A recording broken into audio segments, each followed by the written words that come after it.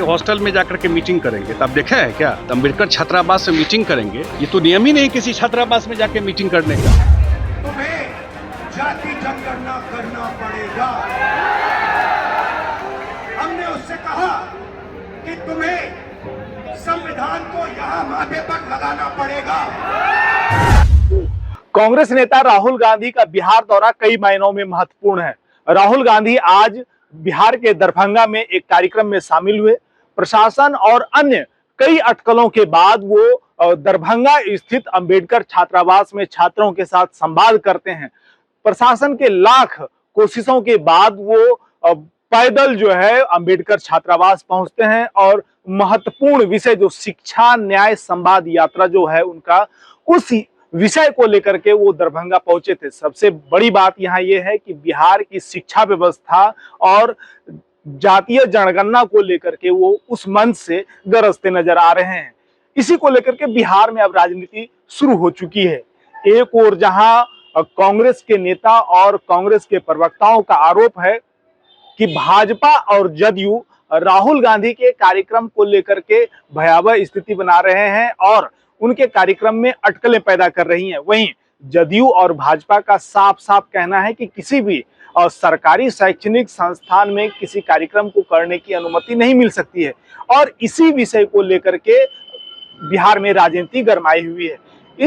इसके बाद भी राहुल गांधी जो है दरभंगा गए। दरभंगा में अंबेडकर छात्रावास में जो कार्यक्रम था उस कार्यक्रम में हिस्सा लिया और महत्वपूर्ण विषयों पर उन्होंने संवाद किया। सबसे बड़ी बात यहाँ ये है कि दिलीप जायसवाल ने साफ तौर पर कहा है कि जो राहुल गांधी बिहार में आ रहे हैं, राहुल गांधी का बिहार आना इसलिए महत्वपूर्ण है क्योंकि वो दलितों से माफी मांगने आ रहे हैं। आप सबसे पहले दिलीप जायसवाल को सुनिए कि वो क्या कह रहे हैं। सर, राहुल गांधी दरभंगा में जा रहे हैं और दलित छात्र राहुल गांधी कांग्रेस के द्वारा और राहुल गांधी अपने पूर्वजों के द्वारा जो पाप किया गया है उसका प्रायश्चित करने के लिए दरभंगा आए, क्योंकि बिहार में ही आपको मालूम है कि मुक्ति मिलता है, मोक्ष यहीं प्राप्त होता है। तो राहुल गांधी दलित भाइयों के पास जाकर ये माफी मांग रहे हैं कि 65 साल कांग्रेस ने इस देश में शासन किया लेकिन दलित भाइयों के हालात नहीं सुधरे। तो वो माफी मांगने आया है, प्रायश्चित करने आया है अपने पूर्वजों का। एक छत्र राज किया 65 साल इस देश में और दलितों को आगे बढ़ाने का काम नहीं किया। आज राहुल गांधी इस बात का माफी मांगने आए हैं। अंबेडकर छात्रावास में जाना चाहते थे कि बाबा भीमराव अंबेडकर दलितों के मसीहा थे।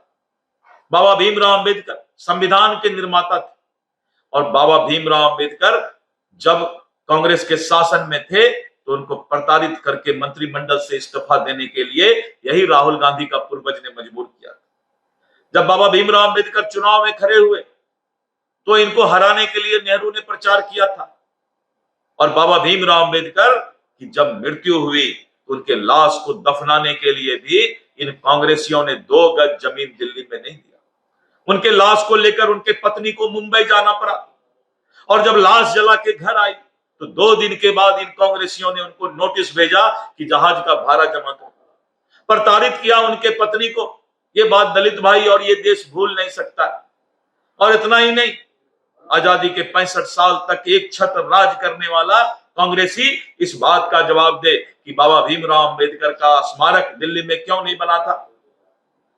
कांग्रेसियों का जब मृत्यु होता है तो 50 एकड़ जमीन मिलता है स्मारक बनाने के लिए, लेकिन जब नरेंद्र मोदी जी की सरकार आई तो 2016 में स्मारक की स्थापना की गई। ये कांग्रेसियों को अपने पाप का जवाब देना। दिलीप जायसवाल के बाद जदयू के नेता और राज्यसभा के सदस्य संजय झा ने भी जो है राहुल गांधी पर राजनीति करने का आरोप लगाया है।